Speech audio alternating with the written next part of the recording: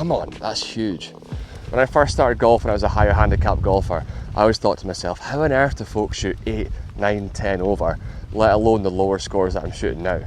Now at the moment, I'm a 7.4 handicap, and I'm currently shooting some of the best rounds I've ever shot. Now the reason I'm playing so well is because I created a formula for myself about a month ago, and it's a red light or a green light situation. So a green light would be based upon the situation that's going on. Can I be confident? Can I hit a really aggressive shot? And a red light is, I maybe shouldn't be as confident here. I need to try and reduce the errors. I might get a bogey here, so let's try and just get it in and around the hole instead of going for it and leading to more and more mistakes, adding doubles and triples onto the scorecard. Okay, so we're starting with a really short par 4. The bunkers in front of me and right in front of the fairway are in driver distance, so hitting a little 2-iron here, just down the middle of the fairway, give myself a chance to get on the middle of the green in 2. That's the game plan today. That's the game plan for most rounds, get on the green in 2.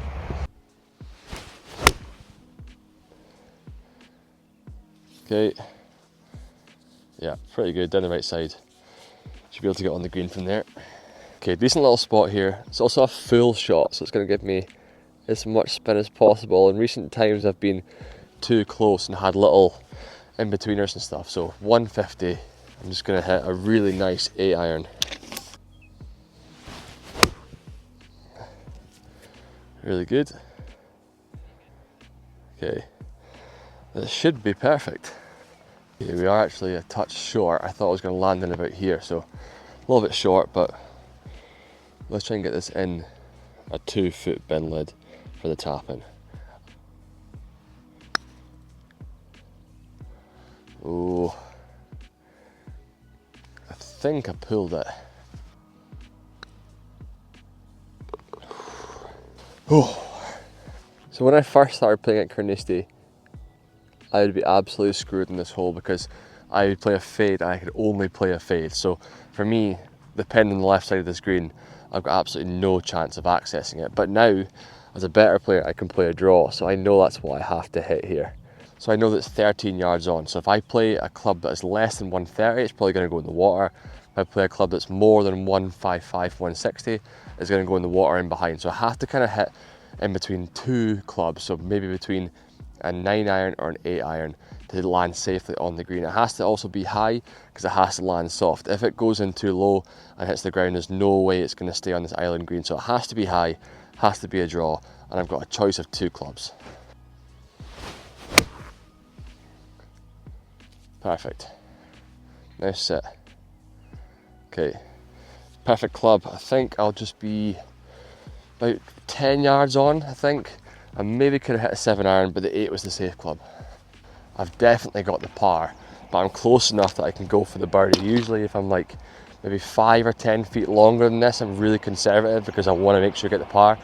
Because I'm close enough, the par is pretty much guaranteed, so I can be really aggressive here.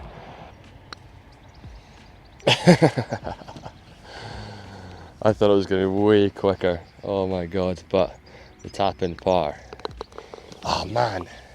Okay, so I've got quite a lot of room on this hole. My miss is to the right and the bad stuff is on the left, so it's actually okay for me. I'm going to aim to the left hand side though with a fade. The bunkers right in front of me are about 210 and the bunker behind is about 270, so it's not really reachable. My zone is in between that. I don't really hit it that far, so I know my driver is going to be okay. And also, if I do hit a bad shot and it goes out to the right, it's actually safe because there's so much room there. Yep. Perfect. The beautiful drive. I'm in one of the best spots. It is on an upslope, so it will pop up a little bit higher, but it should be fine. I only have 100 yards. It's a bit into the wind, so either a gap wedge or a knockdown pitching wedge. It suits my eye perfectly with the fade, so I'm just going to aim left side of this pin and just try and naturally bring it in. There's no shot shaping really here, it's just my natural shot.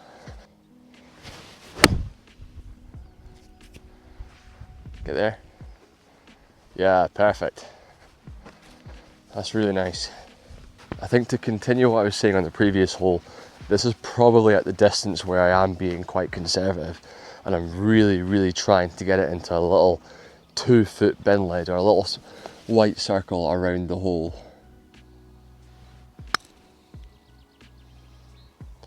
So there, perfect. As easy as it gets. middle of the fairway, middle of the green, 2-putt. And if you can keep doing that throughout your entire round, you may have a few hiccups here or there, but if you can do that for the entire round, then you're on for a pretty good score. The most important or the most impactful influence on my game is definitely confidence. So I kind of learned on tee boxes that if I don't feel that good about a club, just don't hit it. So as soon as I got in this tee box here, just with my driver, I just did not feel good about it. I think the last time I played it, I put it on the right hand side and I had a really poor hole. So I kind of felt a bit of anxiety around the driver, so I'm not even going to hit it. I've got this 2-iron here, and it actually is a draw hole, so if I can start it on the right hand side, it should draw in nicely and I should be pretty safe, but there's no point in hitting a club that I'm not confident hitting at the moment.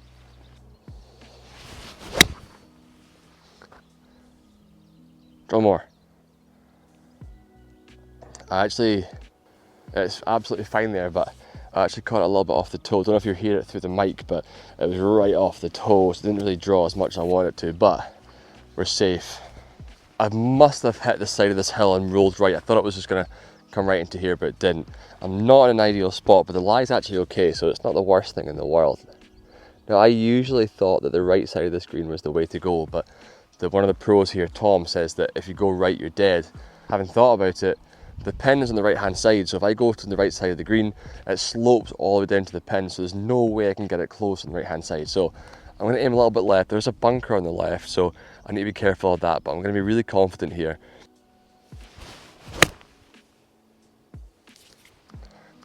Okay, get up. Oh my God. I don't know what that hit. I was going right for the pin and it just jumped like 90 degrees right. The thing that I changed in my game is not accumulating the error. So when I was a higher handicap and higher handicappers I play with, from this spot they would either hit it way short, knock it way past, and looking at doubles and triples. So I know the most likely outcome here is going to be a bogey. So let's make sure that that's the minimum. We might get a par, but we don't get anything worse than a bogey here. So let's get it as close as we can, see if we can putt it. If we have to settle for the bogey, that's fine, but we are not accumulating the errors and getting doubles and triples, because there's no way we can continue being a single finger handicap. Slow down. Okay. That is the best outcome possible. I think 4 feet for the par. It's that sort of distance that you need to be really aggressive and quite positive. I didn't get it there in the last chance on the par 3, and I'm regretting that now. I didn't hit it hard enough, so now I'm going to give it even more of a welly. This is not going to end up short. Give myself the best chance for the par. Come on, that's massive. Whew. It's usually by accepting my fate that I'm probably going to get a bogey, it releases a lot of pressure off me. So if I was thinking, oh God, I have to get it up and down, I probably wouldn't, but because I was like, right, if I get a bogey, then who cares? And I managed to calm myself down, gave myself a 4-footer, and I came away with a par. Okay, we've got a nice wide fairway here, so driver's back out, aiming in the left hand side again, trying to fade it in if I can. A bit right.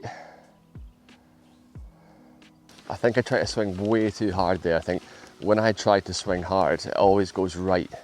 So I don't know why I just didn't swing smooth. There's one thing I definitely need to work on, is in my brain doing the things that I actually tell myself. So rather than saying, oh, swing smooth, and then getting to the ball and swinging hard anyway. If you're enjoying this video, make sure you leave a like. Make sure you subscribe as well so you don't miss the next one. I've got loads of stuff coming. Break 80, break 90, trying to get to a scratch golfer, trying to maintain being a single figure golfer at the same time. This green slopes right to left, so if I can get it right side of the pin, it should just roll out towards the green, but it's not the best lie, so I'm gonna have to just focus on contact, getting it up there. Yeah, it's perfect. That looks really good. It should be on the green at least. Okay, so slight issue, I cannot see the ball. It's not on the green. Oh, there it is, on the hill. Okay, that's okay, I can work with that, I think. I'm going with a 56. It's going to come out a little bit lower as well, just because obviously whenever I hit the ball, the angle it's coming down at is going to be less loft. So it's going to come out quite low. It'll come out pretty fast as well. If I was to go with like a pitching wedge here, it would really close the face and it would come shooting out. So a higher loft, back of the stance, and it should pop out pretty neutral, but I need to be careful it doesn't run off too far. Sit. I came flying off. Okay, I've got the par putt. It's maybe a 8-10 footer, but it's not the worst in the world. I thought it was going to come out a little bit higher than that, but we've still got the chance at the par.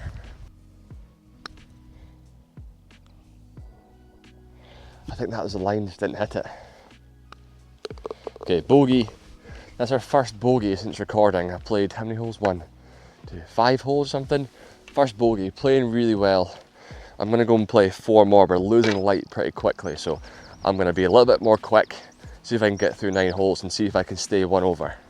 Personally, I think this is the hardest hole on the course. It's on like a little tabletop up high, and it's so hard to stick it on this green. It's 140, but you have to land it there. If you land it short, it's not going to pop up, so I need to fly it quite high again. Draw it, high draw. See if I can get it to land soft, but here I'm really just focusing on getting it high in the air. I've got double and triple here in the past, but I need to ignore that and just focus on this shot.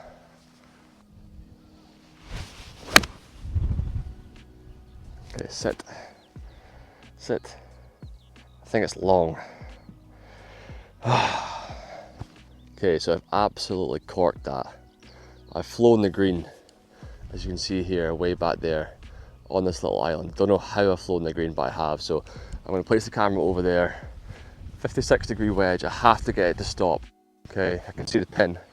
See the camera. Sit. Sit, sit. Come on. Green light. Be aggressive. It's also right to left, which I really like. So really aggressive here. I want the par. Come on, that's huge. Oh man.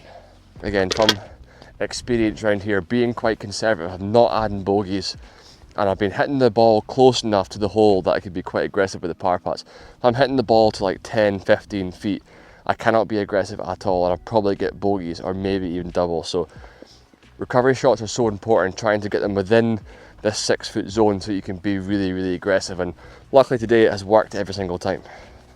There's lots of room right, so again, my miss is to the right, so driver is the play. If I hit it well, it's going to go miles down there. If I don't hit it well, I'm still going to be safe on the right side. If I had a left miss, there's no way I'd play a driver on this hole. But I'm down the left hand side, try and play it straight if I can, nice and smooth this time. That's really good. Fade. Yeah, spot on. Okay, this is a great drive. I do not have far to go. It's just a feel shot. Before this green is a little downslope. So the plan is just to chip it really, really easy to that downslope, let it run towards the flag. The game plan doesn't change. Even though I'm closer, the game plan does not change. I'm not trying to go flag hunting. I'm going for the middle of the green. I do not want to make any silly mistakes. This is quite a bare lie, so all I'm focusing on is contact, getting it up in the air to that downslope. Yep, get off that slope. That looks really good. Okay, I think we're gonna have like a 10-footer for the birdie. It might be in the confidence zone, but I'm not sure. I don't feel too bad about it. I'm not in that zone where I'm gonna have a confident putt. I just really want to get it within tap and range. But the one thing I need to work on, and I have been working on, is taking my time over these putts, so reading both sides of the hole. Often you think to yourself, oh, I need to hurry up because everyone around me thinks that I think I'm a pro golfer, but how many times have you hit a putt and you had no idea what it was doing, and you read the other side of the hole and you go, oh, it's really obvious if I read the other side. So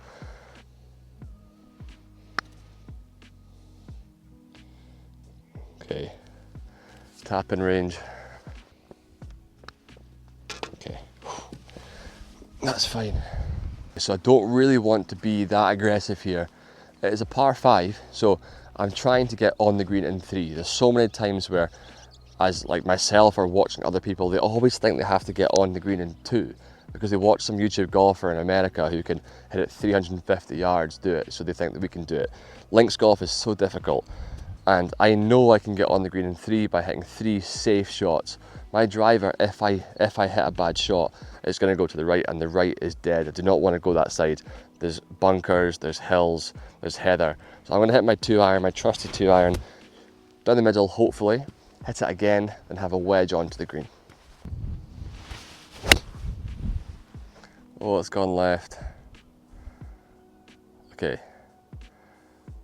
It should be safe, I think. So on this par 5, those bunkers on the right are 170. So if I hit a poor shot to the right and go in those bunkers, I'm going to have almost no chance at the par. So what I'm going to do is, I'm going to hit a club that's definitely not going to reach those bunkers. Maybe hit like a 140 club. It'll be short those bunkers, but I've still got a wedge onto the green. So there's no point going for this green because there's too many bunkers and too many hazards in the way. So I'm taking the hazards out of play by hitting a club that's going to go short of them. And it's going to be left of them as well, so spot on. We're playing this par 5 to perfection. We've got a wedge in now. It is 110. It's kind of into the wind, so I'll hit my pitching wedge, try and draw it in. That bunker there, I do not want to go anywhere near it, so I'm playing right side with a draw. I can draw the irons quite nicely, so that's what I'm going to do. It shouldn't go anywhere near that bunker, so just erase that. It's not even there. And we're playing this par 5 really, really nicely. So if we can get it on the green, give ourselves a little green light chance for the birdie. But pars are our friend. If we can keep getting pars, then we're more than happy. Yeah, come off that hill. Oh, that's so good. Okay, I think it's going to be a green light for the birdie. If I'm being totally honest, it is probably outside, being in the kind of aggressive zone going for it. So it's almost like an amber light. I kind of want to go for it, but at the same time, it could be a disaster. So I'm going to be semi-confident. I'm going to give it a good roll, but again, I don't want to overhit it and be past the hole because it's a downslope after the hole. So right side, semi-aggressive. A birdie would be unbelievable, but a par would still be more than fine. Right, okay. I gave it a good roll. I'm pretty happy with that. I didn't leave it short again, so that's all that matters. Tap in for the par. We're playing safe, semi-aggressive golf. We're hitting some good golf shots now, but we're not allowing mistakes to happen, silly mistakes. I could have easily hit a driver there. I'm not hitting the driver overly well. I could have easily hitting it into the crap on the right and really struggled to get anywhere near the green in 3 shots. So more than happy with pars. I love it when the pin is right in the middle. It means you can be really aggressive. It's 24 yards on. So if I zap this, it's 151. So I can pretty much hit a club between 135 and 160 and still be safe. So if a pin's in the middle of the green, it means you can be pretty aggressive. Because the wind is into the face, I'm probably going to club up one more. So my 8-iron usually goes 145, 150. So even if I hit it really, really well, it won't go long. If I hit it poorly, it won't go short. So an 8-iron's almost the perfect club. It's not really drawing, but perfect. Right in the middle of the green. Again, it's not in the zone where it can be overly aggressive. I'm looking to, again, stop it in a 2-foot circle around the hole. I've read both sides, so I've given myself a big picture of what's going on. Just maybe like 2 foot to the right, it should just jump in at the end. So straighten up, then just jump in left.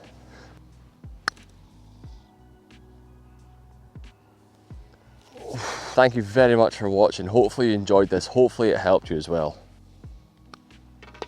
If you haven't already, please make sure you hit the like button. It helps my video and my channel massively. And if you haven't already, make sure you subscribe to the channel for future videos.